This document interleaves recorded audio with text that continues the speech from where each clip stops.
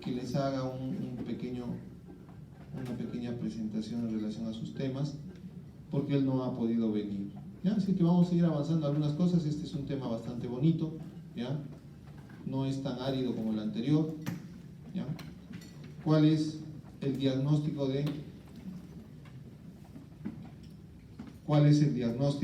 o cuál es la definición de trauma obstétrico? Son las lesiones producidas en el feto durante el trabajo de parto, principalmente durante el nacimiento, ¿ya? Estas lesiones en el feto o en el recién nacido son provocadas por fuerzas mecánicas que producen hemorragia, edema, ruptura de tejidos y pueden ocurrir a pesar de un óptimo manejo obstétrico. Las injurias fetales relacionadas con amniocentesis y transfusiones intrauterinas y o patologías maternas no son consideradas como traumatismos obstétricos.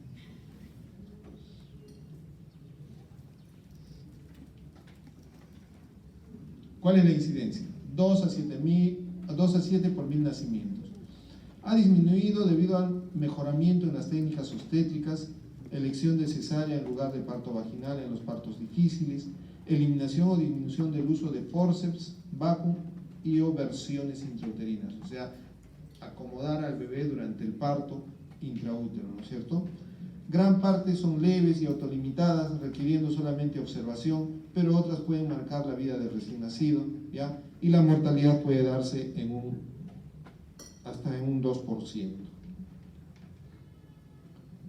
¿Cuál es la etiología?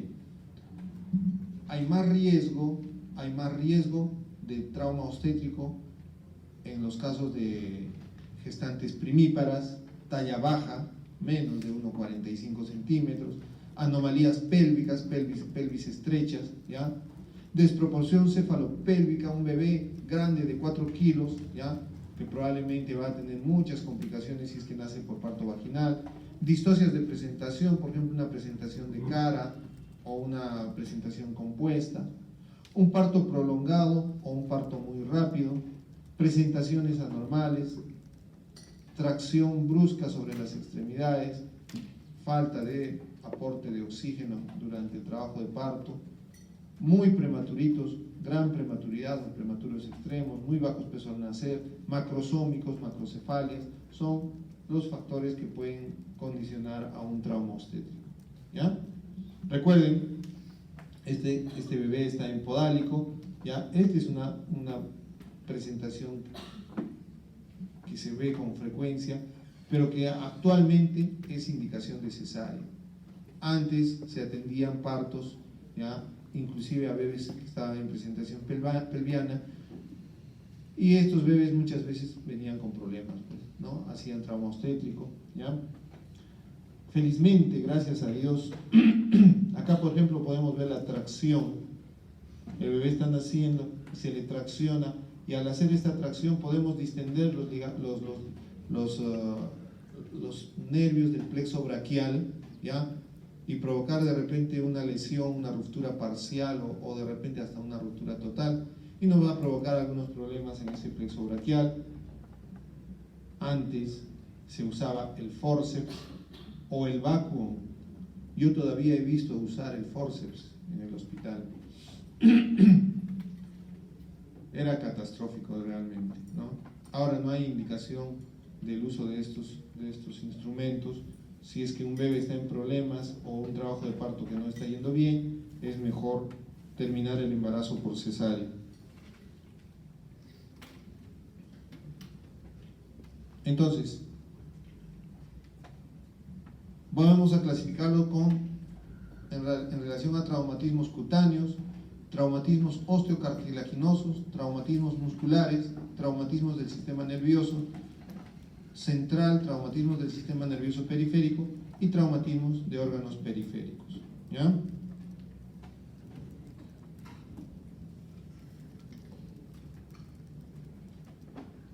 Traumatismos cutáneos, eritema y abrasiones.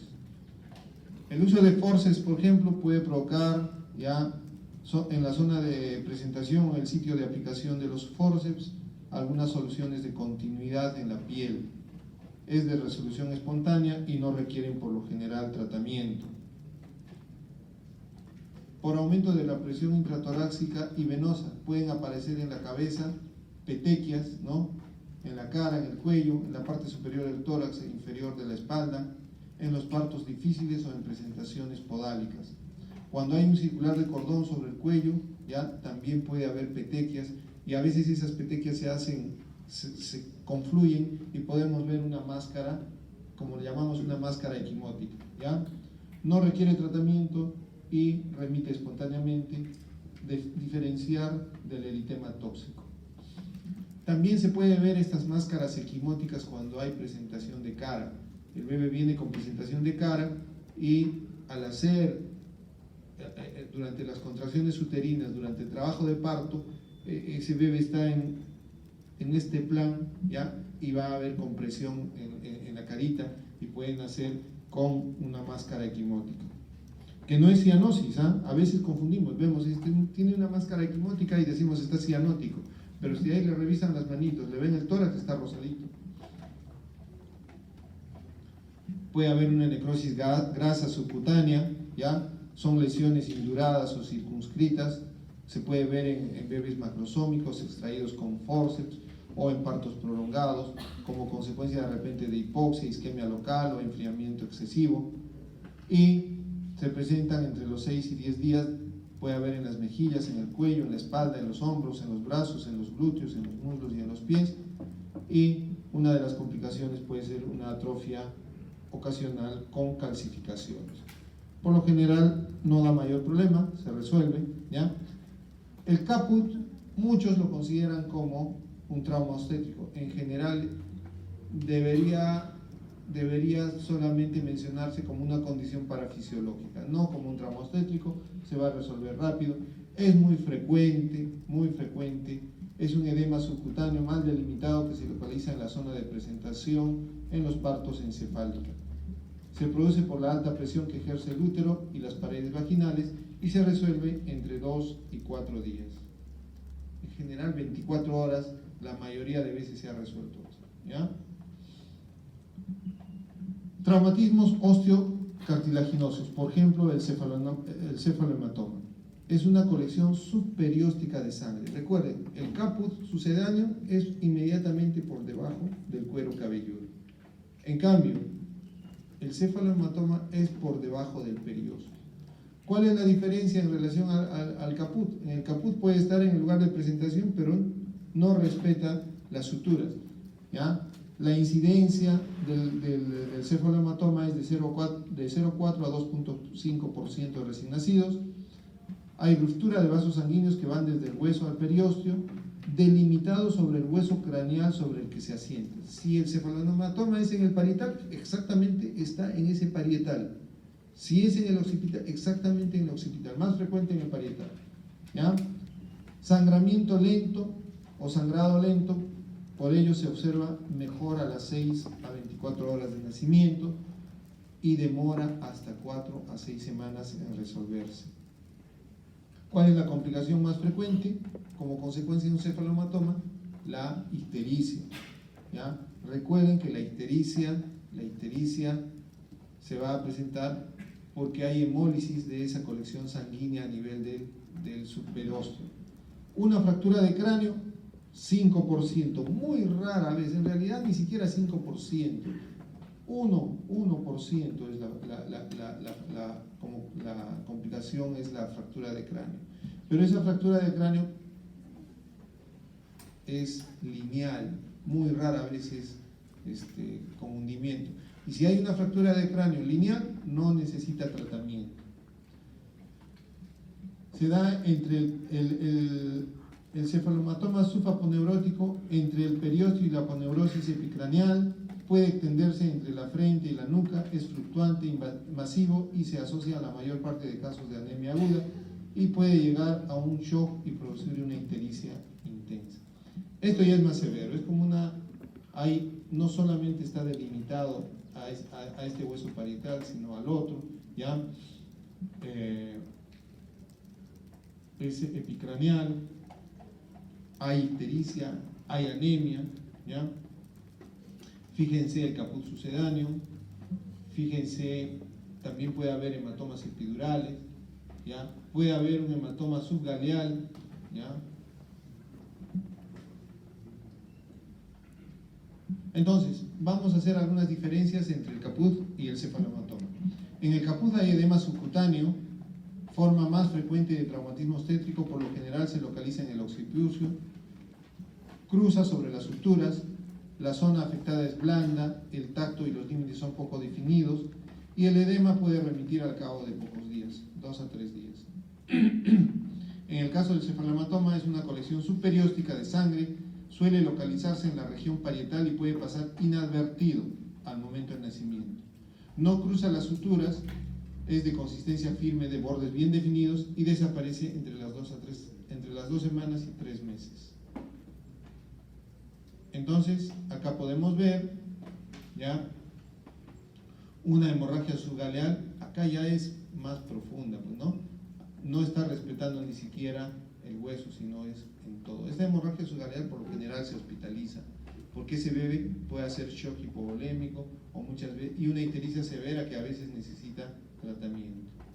¿Ya? En cambio, este es un cefalohematoma que está respetando en este caso solamente el huesito parietal. Fracturas de bóveda craneal es infrecuente, ¿ya? Las más frecuentes son lineales y solamente requieren observación, lo que les estaba diciendo.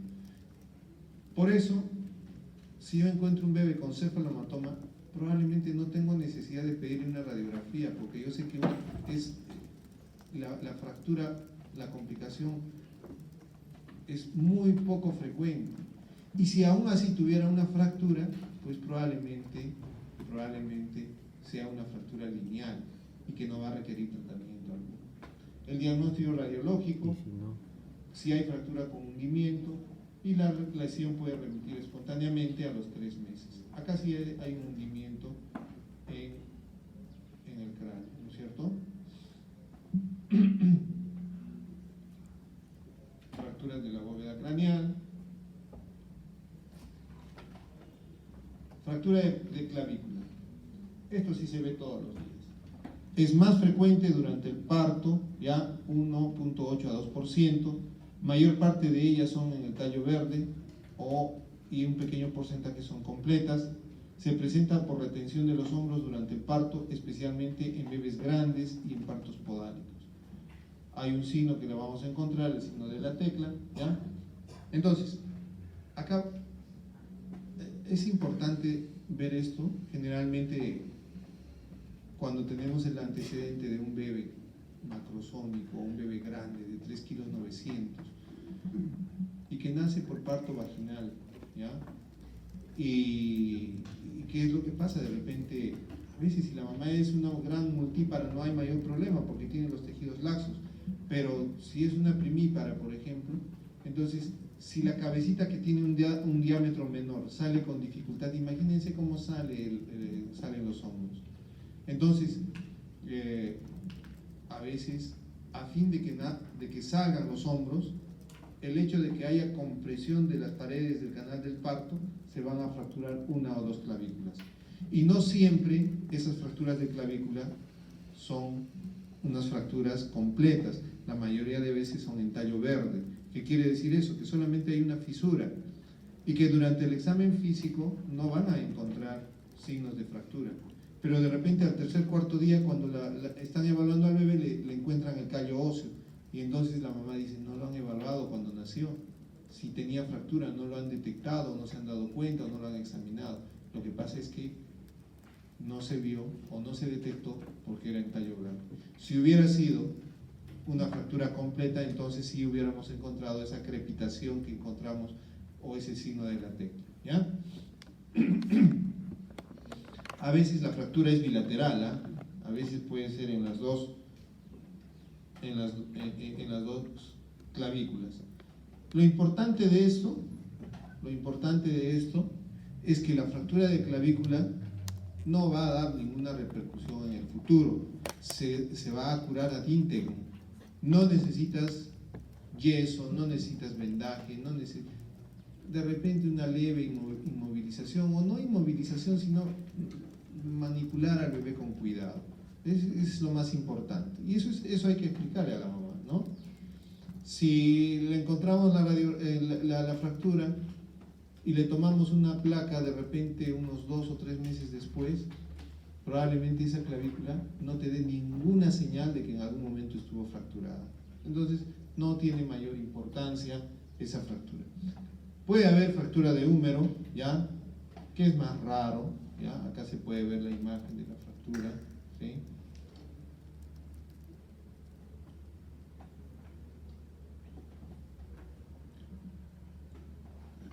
Fractura de fémur, yo he visto un par de veces fractura de fémur, es de rara presentación, ¿ya? Es rara y generalmente en presentación pélvica, traccionando la pierna en la pelvis, deforma la pierna en un tercio superior, el diagnóstico es con la radiografía, ¿ya? Se tracciona y suspende ambas extremidades, aun si es unilateral, y la inmovilización es de 3 a 4 semanas. Yo vi una vez una fractura de fémur en un parto por cesárea. Lo que pasa es que hubo necesidad de que el ginecólogo rotara al bebé en la cavidad intrauterina, y durante esa rotación, no sé cómo habrá sido, pero fracturó uno de los fémures, ¿ya? Es complicado, es complicado. ¿Cómo le avisas al papá que tiene fractura de fémur?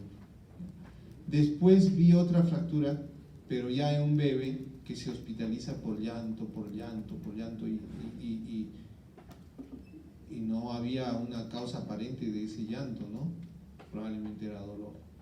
Y ya estando hospitalizado por la asimetría en sus muslos, es que se le pide una placa y se encuentra una fractura. Un par de veces he visto en todo el tiempo que vengo trabajando con recién nacidos.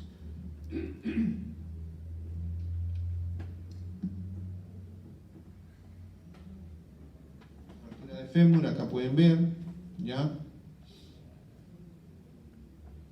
No se ven muy bien las placas, pero... Traumatismos musculares. Por ejemplo, un hematoma del esternocleidomastoideo. Aparecen aquellos partos que están en podálica, en aquellos en los que hay hiperextensión del cuello. Clínicamente hay aumento del volumen, indoloro, fácilmente visible, ¿ya? Alrededor del 7º día de vida, 1 a 2 centímetros de diámetro duro. Acá podemos ver una imagen, ¿ya?, de un traumatismo del esternocleidomastoideo.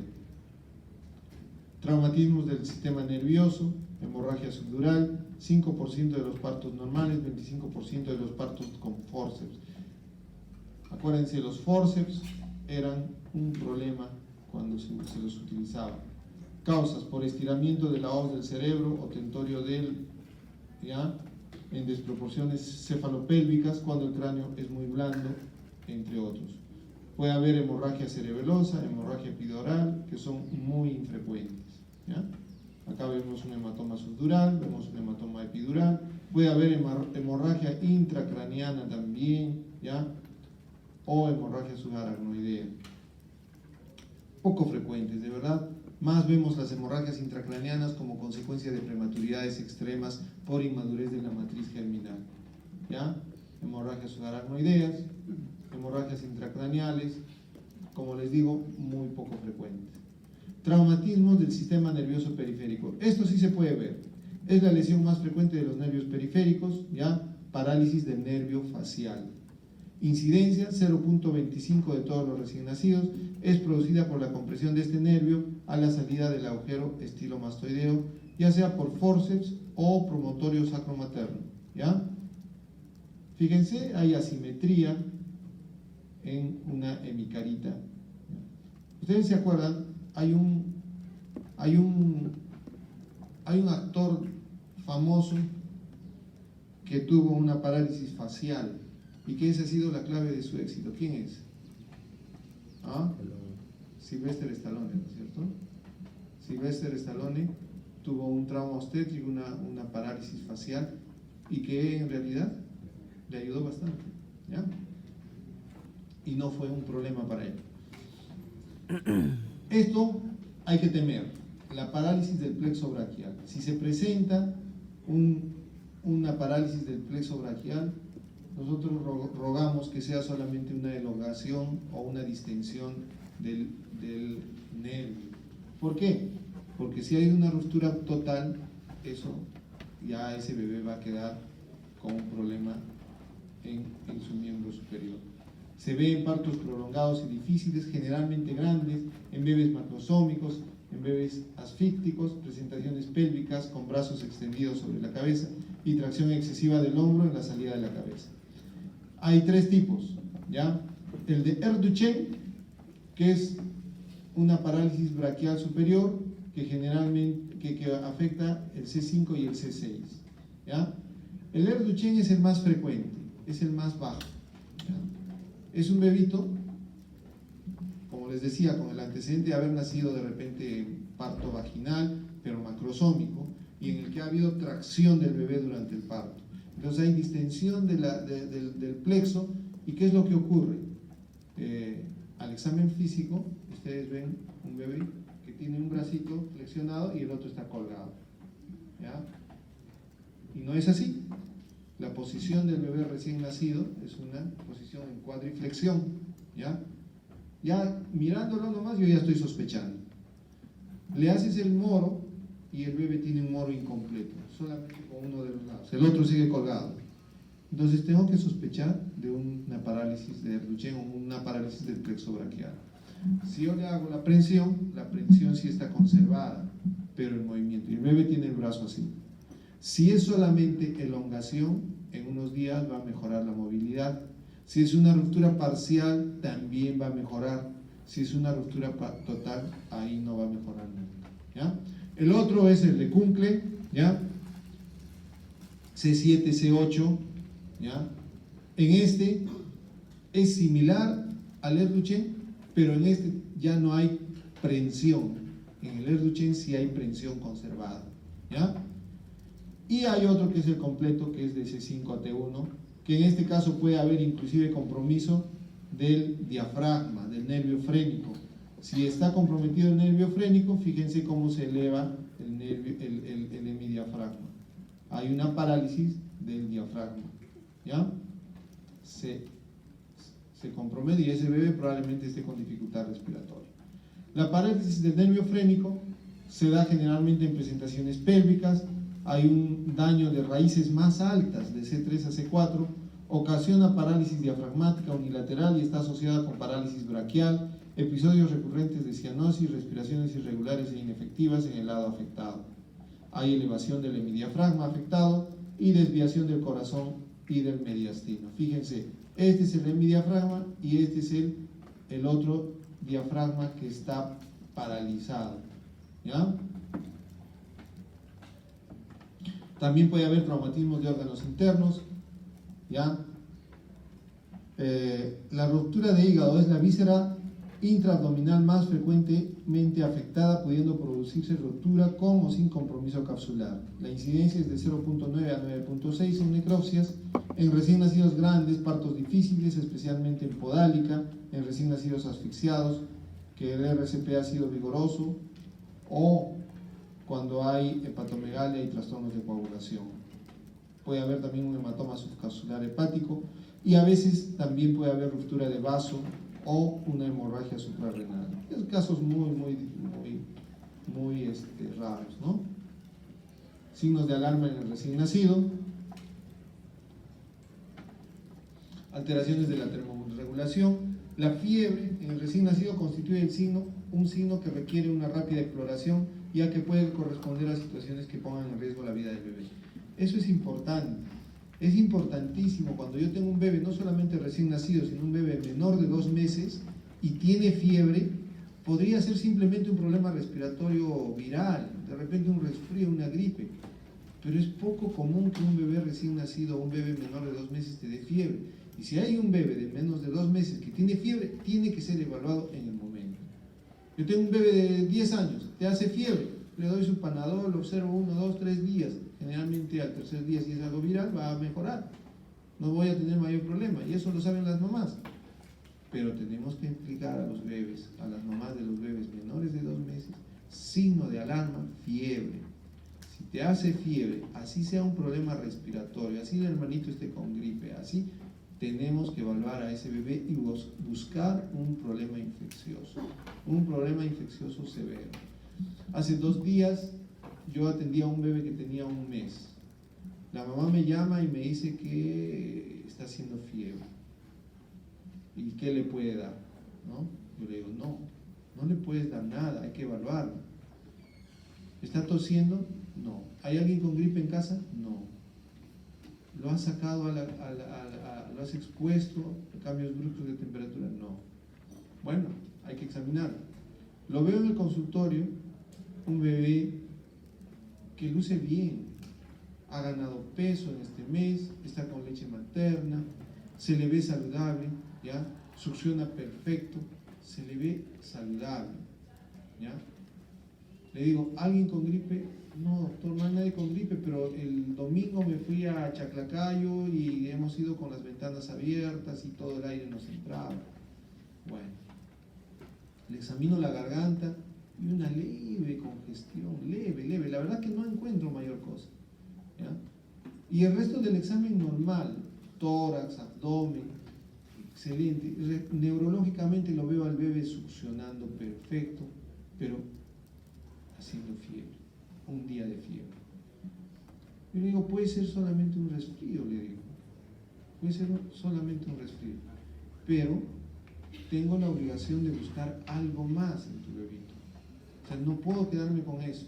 ¿Por qué? Porque es un bebé que tiene una respuesta inmunológica inmadura.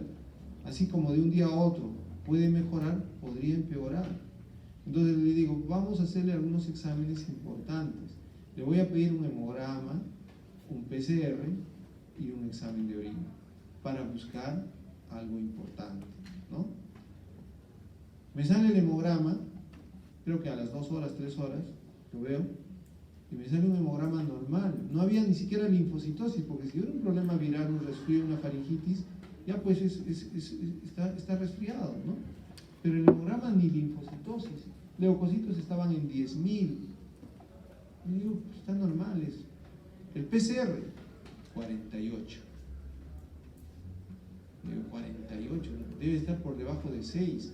Un PCR tan alto, le digo, podría ser solamente un problema viral, pero esto me da lugar a observarlo con mayor detenimiento y a controlarlo máximo en un día. Con ese PCR, no habiendo ningún signo o síntoma, ya no le voy a indicar antibióticos, ni tampoco lo voy a hospitalizar, pero sí le digo, porque veo un bebé que está succionando bien, que luce bien, y le digo, ¿el examen de orina? No he podido recolectar el examen de orina. Es importante, le digo, porque tengo que descartar todas las posibilidades infecciosas, ¿ya? Al día siguiente me llama, doctor, sigue haciendo fiebre. ¿Le hiciste el examen de orina? No. Pero hazle el examen de orina, le digo. ¿Está tosiendo? No. ¿Está estornudando? No. ¿Está succionando? Como ayer, no, lo veo más hipoactivo, no quiere succionar. Hazle el examen de orina. Ya. Pone una bolsita colectora a última hora y se le hace el examen de orina. 4 o 5 horas más tarde me llama.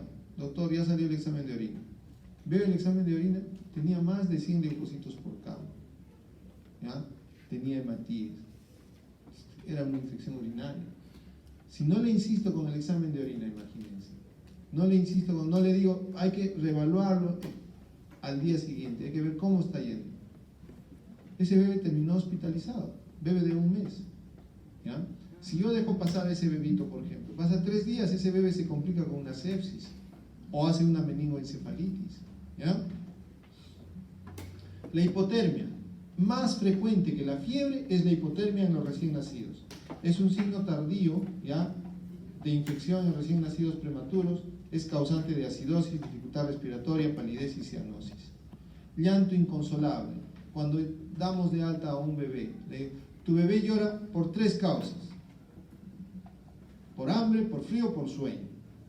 Si tiene hambre, le das el pecho y se calma. Si tiene frío, lo arrullas o lo abrigas y se calma. Si tiene sueño, lo haces pasear y se calma. Pero si no se calma con nada, es que le duele algo. Ofrécele el pecho y se tira para atrás, no coge y llora. La mamá aprende a darse cuenta por qué llora el bebé. La mamá con los días o con los meses sabe que el bebé está llorando por hambre. Sabe que está llorando porque tiene sueño. Ya la mamá se da cuenta, va aprendiendo, ¿ya? Pero un bebé que no se calma con nada, puede pasar 20 minutos, media hora y sigue llorando, entonces es un signo de alarma, hay que buscar algo. El bebé tiene dolor, ¿ya? Todos los bebés lloran por hambre, frío, calor, incomodidad, pañal mojado, dolor. Ningún recién nacido llora por capricho porque se acostumbró a los brazos. Cualquier bebé que llora más de una hora y se comprueba que no es por hambre, frío, calor o pañal mojado, debe ser examinado. Pérdida de interés en la alimentación. Recién nacido, en el recién nacido la alimentación es un instinto, por lo que el bebé con rechazo a la alimentación debe ser vigilado hasta encontrar la causa. La mamá dice, le doy pecho cada 2 horas o cada 3 horas y succiona muy bien. Y uno se da cuenta porque está ganando peso el bebito, ¿no? Pero de un momento a otro te dice, está muy somnoliento. O a veces la mamá está feliz porque dice, hoy día me ha dejado descansar. Tomó su leche a las 6 de la mañana y ya son las 12 y se ha quedado dormidito, está tranquilo, mira, no me fastidia. Pero es un recién nacido. O sea, no puede dormirse desde las 6 de la mañana hasta el mediodía. Tiene que despertar a las 2 horas. Y si no despierta a las 2 horas, la mamá tiene que despertarlo para dar su pecho. Y si lo despierta y aún así sigue somnoliento, no se despierta, no coge el pecho, tiene que preocuparme eso. Tiene que preocuparme, ¿ya? Entonces, dificultad para respirar. La respiración difícil puede ser síntoma de algo transitorio o algo que pone en riesgo la vida.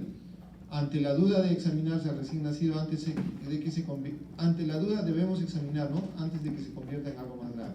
¿Cómo se manifiesta la dificultad respiratoria? Lo que casi siempre es hay respiración rápida, esto es más de 60 respiraciones por minuto. A veces puede ser el único signo, en muchos casos también hay aleteo nasal, ¿ya? Puede haber tiraje intercostal, puede haber retracción sifoidea, puede haber disociación tóraco-abdominal y quejido. También apnea, aunque recuerden que los recién nacidos pueden tener respiraciones irregulares. Un bebé que respira de repente rápido, ¿ya? Y después se queda, y otra vez empieza a respirar, y después se queda. Son respiraciones irregulares, que por lo general no tiene mayor importancia. El problema es que cuando permanentemente está respirando rápido, o de repente el bebé que deja de respirar. Pero hay bebitos que dejan de respirar y después empiezan a respirar normal. Entonces, ¿cuándo hablo de apnea? Cuando ese cese de respiración es de más de 20 segundos, pero además acompañado de bradicardia, ¿ya? O de saturación. Cambios en la coloración de la piel. Ictericia, si la ictericia es precoz.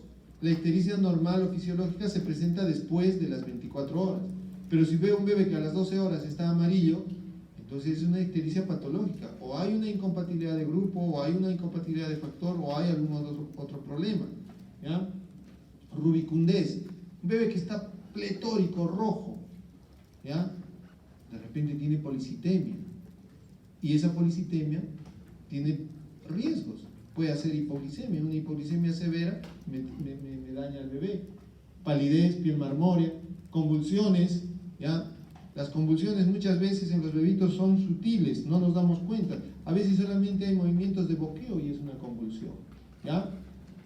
Labios morados, este signo se conoce como cianosis. Es importante mencionar que a menudo las manos y los pies pueden ponerse morados sin que esto represente peligro, siempre y cuando los labios estén rosados. Los labios morados pueden presentarse súbitamente o lentamente y en cualquier caso amerita que el bebé sea revisado. Alteraciones en la evacuación, vómitos, diarrea. Y acá sí vamos a hablar, porque todos los días la mamá te dice, mi bebé está vomitando, y no es así. El vómito, si es vómito, sí hay que tenerlo en cuenta, ¿ya? Pero por lo general es una regurgitación. Todos los bebitos por inmadurez del esfínter esofágico inferior pueden regurgitar la lechecita que han tomado.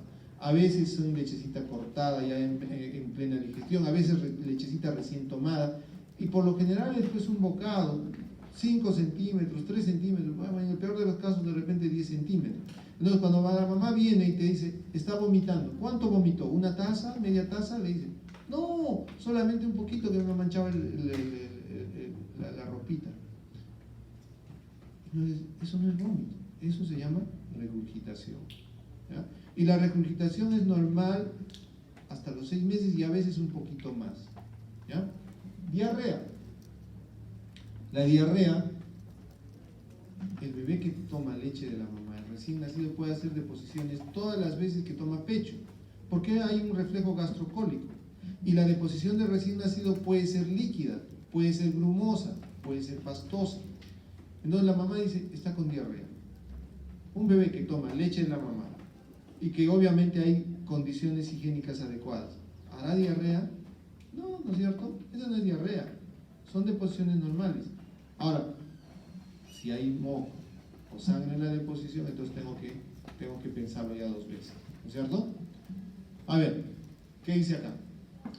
Los vómitos que se repiten pueden ser un síntoma de reflujo o de un problema serio en el intestino. Debe diferenciarse el vómito de la regurgitación, ya que esta última es cuando sale un poco de leche por la comisura labial y es normal en todos los casos. El vómito, en cambio, es la expulsión de leche en volumen considerable y en el que el bebé hace fuerza para ello y generalmente es precedido por náusea. Ante la sintomatología repetida y descartada patologías infecciosas, debe considerarse realizar una ecografía abdominal. Por ejemplo, antes de ayer había un bebé hospitalizado, se hospitaliza por vómitos. Esos eran vómitos. El bebé tomaba leche y vomitaba. Tomaba leche y vomitaba. Como había sido por cesárea, se le había estado dando fórmula. Nosotros dijimos, tal vez es la fórmula la que está provocando. Esperemos, vamos a darle leche materna. Se le da leche materna y sigue vomitando. A ese bebé lo hospitalizaron. Yo lo veo en la tarde, ¿ya? Lo habían dejado en ayuno, o sea, en NPO, estaba con su dextrosita, y en la mañana le piden una ecografía abdominal. Entonces, le envían la ecografía y le ponen, se solicita paciente, vomitador, antecedentes, peso de nacimiento, edad, qué sé yo, ¿ya? Y le ponen descartar hipertrofia congénita de píloro. Y entonces, yo cuando voy a reevaluar a ese bebé, digo, y la ecografía, no la quiere hacer el ecografista. ¿Pero por qué no la quiere? Porque me dice que, o sea, como en un bebé de 2 días o de 3 días voy a diagnosticar hipertrofia congénita de píloro.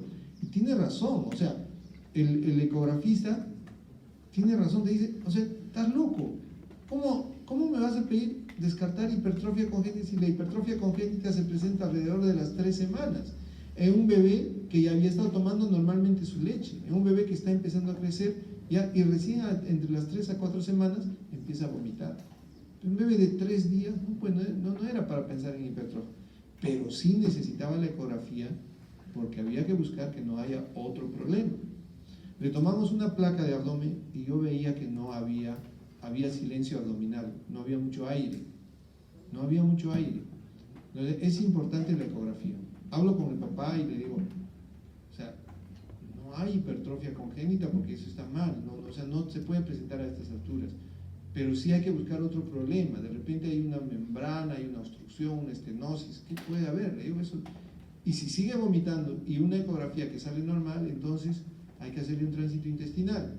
El día de ayer ha seguido vomitando el bebé, se le ha hecho un tránsito intestinal y hay una obstrucción en el duodeno. O sea, había que pensar en otro problema, no tanto en la hipertrofia. Entonces, los vómitos son importantes. La diarrea se distingue por evacuaciones líquidas como agua que se repiten con mucha frecuencia. Los bebés alimentados con seno materno pueden tener evacuaciones aguadas no líquidas y pueden evacuar con cada toma de leche. ¿Ya? Más o menos lo que hemos estado comentando. Sangre en las evacuaciones. La presencia de sangre en las evacuaciones puede significar una infección intestinal que puede diseminarse y convertirse en sepsis. Pero, como anteriormente les había dicho, si yo encuentro sangre en un bebé que está haciendo deposiciones y es recién nacido y está con leche materna, si es en las primeras horas y el bebé luce bien, entonces tengo que pensar que de repente es sangre deglutida, sangre del parto, ¿no? Sangre de la mamá.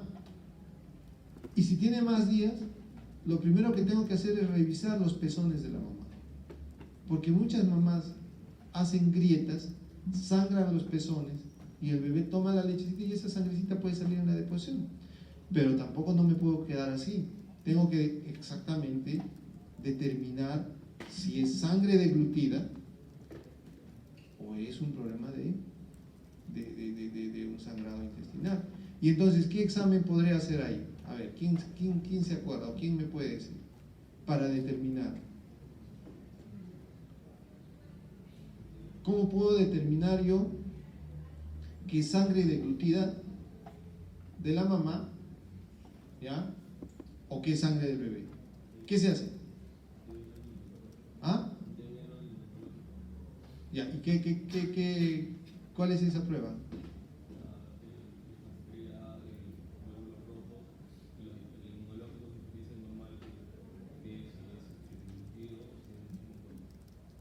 Ya, ¿y alguno más fácil no sabes? Ya, hay una prueba tan sencilla que eso se puede hacer en cualquier emergencia, que se llama el test de AP. ¿Se acuerdan o no? APT, el test de APT, AP. Es diferenciar la hemoglobina fetal de la hemoglobina materna. Si en ese test de APT, ya, ven que es hemoglobina fetal, obviamente pues el bebé está sangrando, ¿no? Pero si es hemoglobina de la mamá, pues es deglución, ¿ya?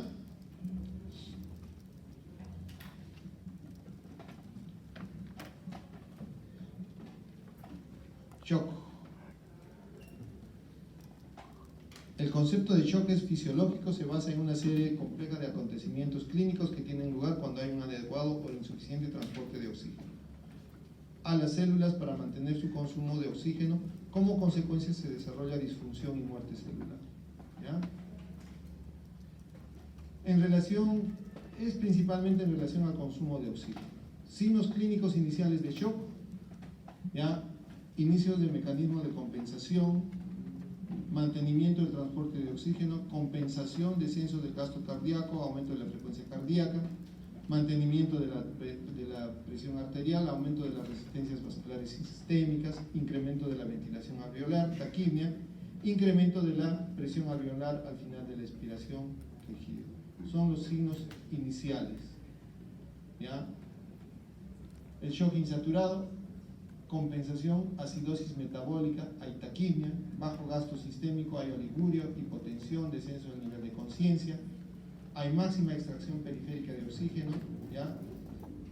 Y puede haber después muerte celular y fracaso multiorgánico. Puede haber shock hipovolémico en caso de hemorragias, pérdidas electrolíticas, distributivo en el caso de sepsis, vasodilatadores, depresión miocárdica, injuria endotelial, cardiogénico en falla cardíaca, que es menos frecuente, ¿no es cierto? Isquema miocárdica, miocardiopatías, obstructivo cuando hay neumotórax a tensión, disociativo cuando hay metahemoglobinemia, anemia, ¿ya? Clínica de recién nacido con shock. Compromiso del sensorio, irritabilidad, depresión del sistema nervioso. Es un bebé que está somnoliento, que está apático, que está hipoactivo, o por el contrario está irritable. La piel puede estar fría, pálida, reticular, llenado capilar lento, el pulso puede ser rápido y débil, puede haber taquicardia, hay acidosis metabólica, la presión venosa central es variable según el tipo de shock, la frecuencia respiratoria puede estar aumentada, irregular, con quejidos, apnea, flujo urinario disminuido, diferencia térmica rectal versus periférica aumentada y una hipertensión pulmonar, ¿ya? Vamos a ir avanzando rápido.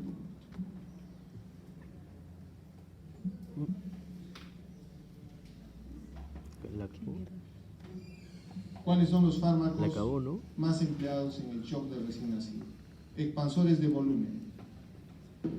Recuerden que los expansores de volumen pueden ser los cristaloides o pueden ser los coloides. Por lo general podemos usar con mayor frecuencia los cristaloides, que es el suero fisiológico o la solución de lactato de río.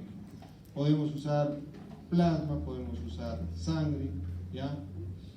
La administración es intravenosa y la dosis es de 10 mililitros por kilo.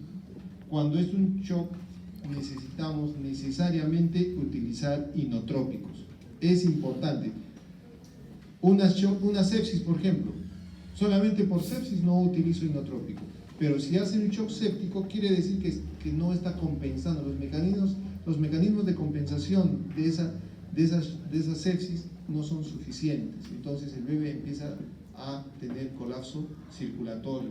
No necesito inotrópico. Se puede usar la dopamina, la dobutamina, la adrenalina, la noradrenalina, ¿ya? A veces hay necesidad de usar vasodilatadores, ¿ya? Nosotros por lo general con inotrópicos, ¿no? En recién nacidos nitroprusiato o mirrinona por lo general no usamos, más en pacientes pediátricos, ¿ya? Tantos temas tenía el doctor Segarra, qué bárbaro. Ya. Vamos a ver ventilación mecánica. A veces hay necesidad de apoyar a un bebé con ventilación mecánica, ¿ya? El bebé por sí solo no puede llevar su oxígeno por problemas respiratorios, circulatorios, qué sé yo, o una sepsis, ¿ya? Y no puede oxigenar sus tejidos solo. Entonces necesita de un tipo de apoyo ventilatorio. Hay una ventilación invasiva, ¿ya? Que es la ventilación mecánica convencional con tubo endotraqueal. ¿Qué quiere decir? El bebé está conectado a un respirador mecánico, ¿ya? Y hay una ventilación mecánica no invasiva que es un CPAP nasal o faríngeo. El CPAP es un proncito nasal, ¿ya? El CPAP significa presión positiva en las vías aéreas. Ahora vamos a ver cómo es eso, ¿ya? Presión continua es en las vías aéreas. El CPAP es la presión positiva continua en las vías aéreas. CPAP. ¿Qué es el CPAP? ¿Qué así es esto? Bueno, estas son diapositivas del doctor Segarra, yo no las he hecho. CPAP. Hay una presión supraatmosférica aplicada en las vías aéreas de un paciente que tiene respiración espontánea a lo largo del ciclo respiratorio. O sea, el bebé respira, el bebé tiene patrón respiratorio, pero necesita apoyo. Impide la apertura y colapso repetido de las unidades pulmonares. ¿Cuáles son los efectos del CPAP? Aumenta la presión parcial de oxígeno, disminuye el colapso pulmonar, aumenta la superficie de recambio de gases, ¿ya? Y disminuye el shunt intrapulmonar. ¿Cuáles son los efectos del CPAP? ¿Qué efectos tiene el CPAP?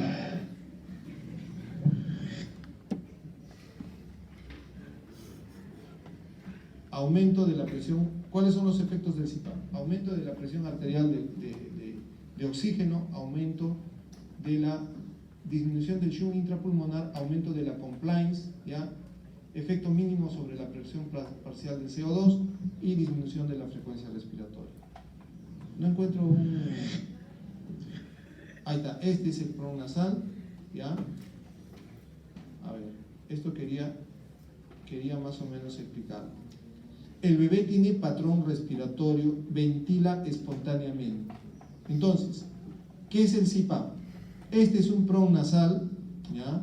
Este es un pronasal que está conectado a una fuente de oxígeno y a una fuente de aire. Entonces, ahí hay una presión continua. Ahora vamos a ver más adelante, ojalá que haya algún gráfico para que les explique mejor. ¿Cuáles son las indicaciones de CPAP? Enfermedades, ya como la enfermedad de membrana hialina, taquina transitoria, persistencia del ductus arterioso, edema pulmonar, displasia broncopulmonar. Cuando hay apneas, una de las primeras indicaciones del apnea del prematuro es el CPAP. Bradicardia del prematuro, síndrome de aspiración meconial. La verdad es que nosotros no usamos en síndrome de aspiración meconial el CPAP porque a veces trae más complicaciones. Enfermedades con colapso de las vías aéreas, traqueomalacia, parálisis facial del diafragma, apoyo respiratorio post-extubación. Eso sí es más frecuente. Cuando hay un bebé prematuro que ha estado en ventilador mecánico, se va retirando el apoyo ventilatorio por pasos. Y uno de los primeros pasos es bajarlo a CPAP. Desde el CPAP lo bajamos a oxígeno o a cánula binasal, y después a oxígeno ambiental, y después vamos retirando el oxígeno, ¿ya? Contraindicaciones.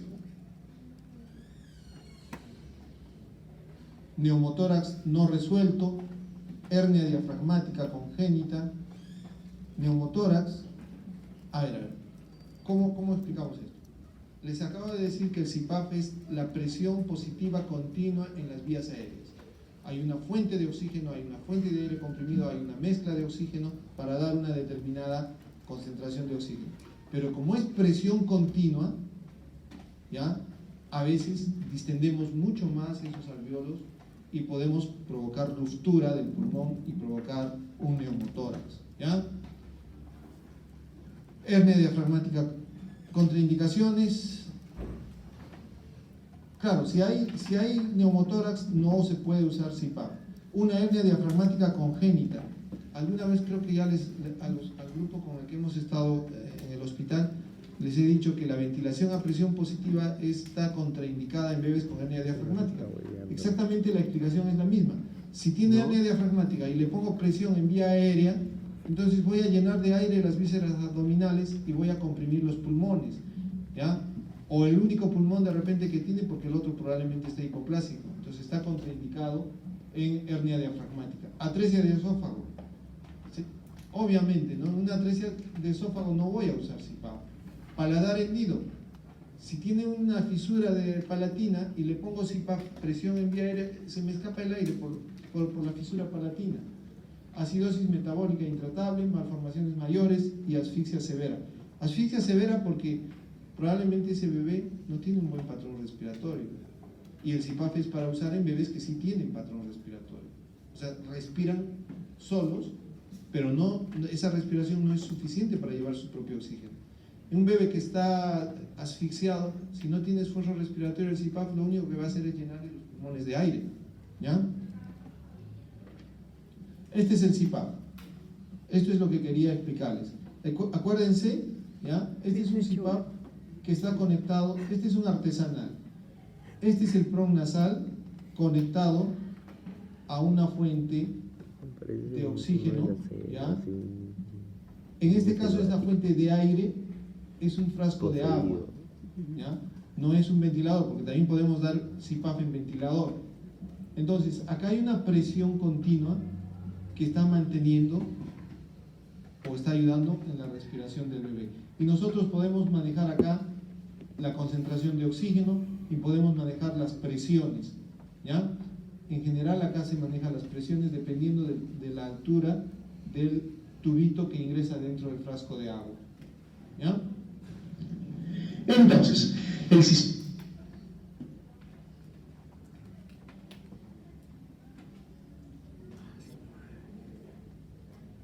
¿Cómo es la aplicación del CPAP? El recién nacido en posición supina, con la cabeza en posición central, extendida en un ángulo de 30 grados, un pequeño rollo de tela debajo de la nuca, como cuando hacemos reanimación, un gorrito de tamaño apropiado levemente apretado en la cabeza, un FiO2 necesario para mantener una presión arterial mayor en 50 y la saturación alrededor de 90% y mantener la temperatura de los gases inspirados calentados, ¿ya? El ajuste puede ser entre 5 a 10 litros por minuto, proporcionar un flujo suficiente para evitar la reinspiración de CO2, compensar las fugas de los diferentes conectores de la tubuladura y alrededor de las salidas o pautas nasales o puntas nasales, generar una PEP deseada generalmente a 5 centímetros de agua. A veces se puede poner a 6, a 7, máximo a 8. Si ponemos más de 8 podemos provocar ruptura pulmonar o neumotórax. Tubo respiratorio en una botella de solución de ácido acético, ahora más se usa agua, ¿ya? Llena con un volumen que alcance la altura de 7 a 10 centímetros medidos desde el fondo de la botella.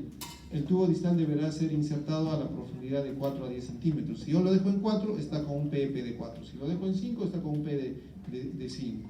¿Ya? una foto de otro bebé con su CPAP. Ahí está, ese es el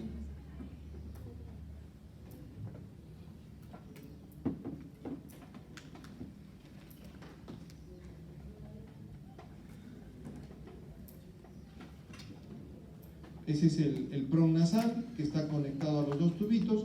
Ahí está con el gorrito y está bien sujetado. Eso no debe salirse de la naricita del bebé. Y esto es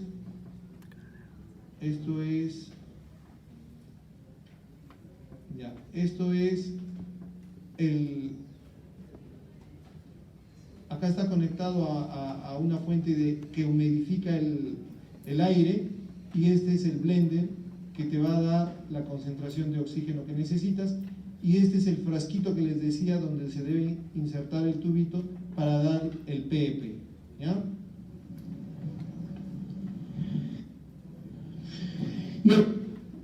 ¿Cuáles son las complicaciones? ¿Cuáles son las complicaciones? Como les decía, el neumotórax, obstrucción nasal por secreciones o posición inapropiada de los pronasales, distensión abdominal por devolución de gas. Cuando un bebito está con CPAP tiene que estar con una sonda orogástrica, porque todo el aire está entrando a las vías respiratorias, pero también puede entrar a las vías abdominales, al tubo digestivo, y distender ese abdomen. Erosión o necrosis en el septum nasal. Ventilación mecánica. Espero que ya no, sí sigue con esto. La ventilación mecánica es un procedimiento de soporte vital e invasivo. Tiene como objetivo optimizar el intercambio de gases y por tanto el estado clínico del recién nacido. Los ventiladores más usados en recién nacidos son de flujo continuo, ciclados por tiempo y limitados por presión. En el proceso de ventilación se hace un flujo continuo de gas por vía aérea del neonato. ¿Cuáles son los objetivos? Conseguir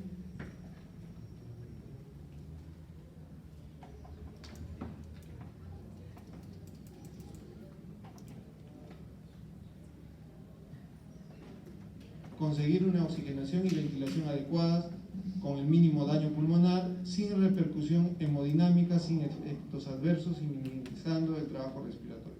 Yo creo que esto lo voy a dejar porque ya el doctor no me ha preparado bien esto.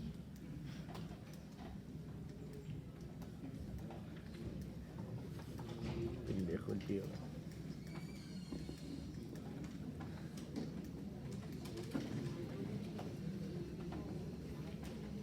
Bueno, vamos a terminar